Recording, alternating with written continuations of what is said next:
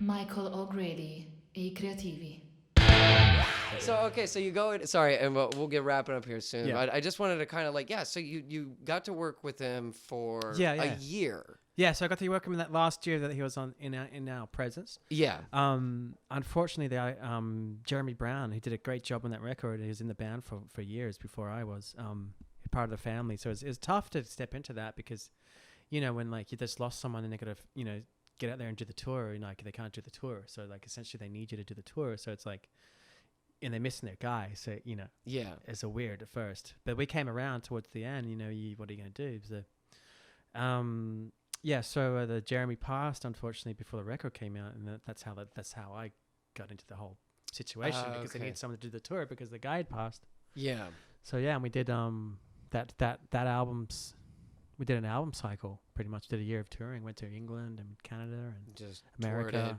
toured it, did throughout 2015. Yeah, we didn't get to Europe, but we got to England and Canada and all around America. Wow. It was great because we got to play these big rock festivals. What's it like performing and looking over to your left or your right, wherever you are on stage, and I mean, Scott Weiland? You You're just- like, you get I'm backing up Scott Weiland right now, motherfucker. Like, is it Well, kind of like that? or- because like you're just a professional doing your gig, and like No, of I wasn't course, that familiar with STP, and like I was into VR, but it all came more apparent to me later. Like it's almost like I didn't know like Really? enough about the it when I level was- of what you were. I didn't even really know. It's just like Oh. I'm gonna work. I want to work. I want to do Right. the gig. I'm gonna do the best I can, learn the material. I'm gonna really Of honor course. it and to Yeah. honor the tones. And I loved the guys. The drummer. Like me. I've known Tommy for a while, and like he's a sweetheart. And Yeah. it was just like That's probably get up better. there and to get up there into the gym because I've been doing so Yeah. many like sessions and Sayers gigs. And like you learn the music. It's just Yeah. like okay, I'm gonna learn the music and get up there and to be a professional, Absolutely. Yeah. regardless of who it is. Correct. You know what Yeah. I mean? But the cool thing was it was Scott, so we got to play on like big stages in front of loud people playing that music. Yeah. So it's Like then, something then, like then Vaseline. then it and- becomes into something else at that point because now you're in a band. Right. Then it becomes a band. That's no, exactly. So I see what you mean. Yeah. So all that stuff probably goes out the window because you're just working and you're just trying to do a good job, like Yeah. what we do as musicians and everything. Yeah.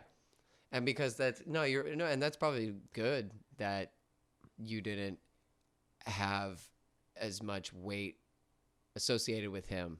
So you could just do the job and you weren't like starstruck essentially. No, yeah, I was way more. I still am And- way more starstruck with Perry around, but now, like I realized it now when I was doing the gig, I was like, wow, I became more starstruck later, but because like the material was so good, he was such a good writer, he Right. was such a great artist, Yes. That's the other. Yeah. because of the just of like what he put Yeah. out, and like it's just so like to respect that. Yeah, and plus, I mean, like you said, yeah, you've been knocking around doing sessions and like Yeah. playing a bunch of great gigs already to where it's probably just like, yep, I'm gonna just go in and like do the Yeah. job and everything. I think for me, like It's a with high end rock gig though. That's the even thing. it's That was the rare thing. Was like there's lots Ri- of gigs around, professional gigs, but like the high end rock gigs are like that's more of a niche thing. yeah.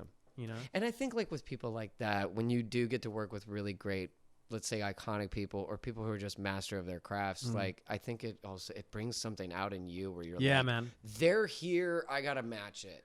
I gotta get on this same. It's such a compliment to have a guy like that bring you into under his wing. To That's what lift you up. Who the fuck is this kid? Like what? And he's like, get in. It's like Get in the pool. Come with us, and like be doing these wings and flying around you, doing all that stuff. I didn't even know. I looked Yeah. at the photos later. It's like, oh, he's doing that. Cool, Right. And then after a while, we just chum up. We just get buddy. We just buddy up on stage, and I'd lean on his shoulder, and I just like, it's like my uncle or something. He kind of felt more like an uncle to me. Right. No. No. Kind of Yeah. felt more like that. Yeah. I see what you mean. But yeah. yeah, No, that's an incredible experience that nobody can funny story. go for it. Bus, Scott. Oh, I want to. God bless him, man. God bless him. I think he was smoking cigarettes in this bus at one point. Anyway, God bless the guy. I love that guy. But a funny story once. Because I like so many different styles of music, and like yeah, I've done DJing work before. I'm not gonna lie, but and I had like some Ravi Shankar on the bus once. A what? Ravi Shankar, the Indian music. Oh, okay, gotcha. Yeah. And I think it was just driving him nuts, and then and he had company and stuff, and they're like, I think it was driving them nuts. And like, there'll be no Indian music on the bus. I was like, oh fuck, don't worry, all good, brother, all good. But He yeah. banned you from playing the Indian music. I'll never forget that. No, there'll be no Indian music on the bus. God bless you, dude. And you're just like over there going, No worries. turn it off real quick worries, right let's there. go, Yeah, I'm let's sorry go. about that, man. Yeah. Oh, that's pretty fucking No, but funny. dude, that motherfucker, dude, he threw down, man. He threw down to his last breath. He's so inspired by that. Like, Yeah. how many times do you think, fuck, oh, I might just give up, or I might not be playing guitar in the next 10 years? Hopefully, I still am. My plan to be, but Right. that guy was fucking thrown down to his last breath. So, like, all the power to him, man. Yeah, that's what I mean. As far as one of the aspiring like front for a lead singer, because it's almost like an actor. Like he's just like in this part where he's just like, and he's larger than life. That's what I'm saying when I saw that concert performance where he's got the mohawk. Yeah. And I mean, of course, like Velvet Revolver. Yeah. And he kind of just reinvented himself like every time. And you're like, this guy's he's Well, just, they wrote those tunes to be more suited to STP as well. what, for Contraband? Yeah. Really? I heard. I could be wrong, but I'm pretty sure that's kind of how it went down. I think they kind of went, well, if we write it more like STP, it'll fit more into his world, so it'd be like He can draw something be more from it. comfortable for him, That makes sense. Yeah. Pretty sure that I was. remember kinda the first what time I happened. saw Slither is the music video, and it was like 6:00 in the morning. I was getting ready for school, and I remember seeing it, and I was like, "That guy looks like Slash." And Yeah, then I learned, oh shit, they have a band now. Scott had that really punk kind of like Sid Vicious look on Yeah, it. that's what. Yeah, That film clip is totally punk Sid Vicious. yeah, it's very Sid Vicious. Yeah. I think even right around that time, I got that haircut. Like I got the you know what I mean? Like it's kind of like this length, but instead of it being wavy, it was like fucking straight up. Like One of the cool things about Scott, I remember the first thing when I first heard him do his thing, like okay, like this guy's a singer, right? All right. So when he started doing his vocal, like when he sang once, like not on stage, when he just did like, this is his talent coming out, like a vocal warm up. What he just sang like a Bowie thing? I was like, oh, that's what it is. I get it.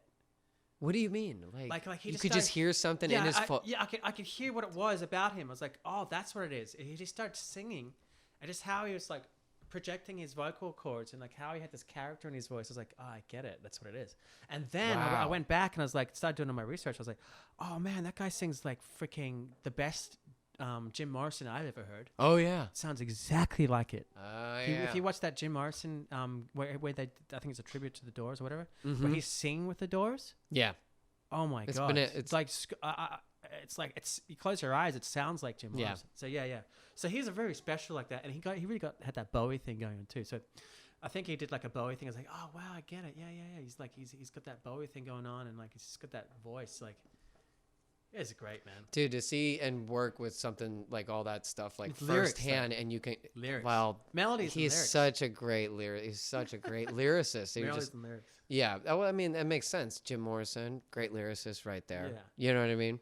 But to be able to like kind of like see something like that and like you said, when you get to see like you're backstage or you're down the hallway and you just hear him practicing his craft, and you're going, that's the little thing. That's the thing that you're like, he's a motherfucker. The megaphone, dude. The megaphone. Can you imagine being the monitor guy?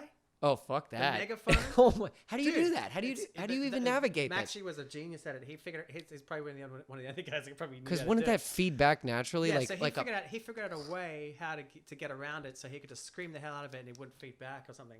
right. It's crazy. Oh my god, I didn't even think about that. Yeah, Yeah. that makes sense because it would immediately start It's to feed. instant feedback. Yeah. Yeah, So if exactly. it must have gated the hell out of it. Or Is he like sitting there cued with it like or a knob? Like when's he gonna use? Probably. He's probably like, when's he "Here it gonna use goes, the dude." megaphone? Right. It would have been something like that. I You'd bet. have to catch it like really Must be like quickly. that, yeah. Wow. That's Yeah. insane.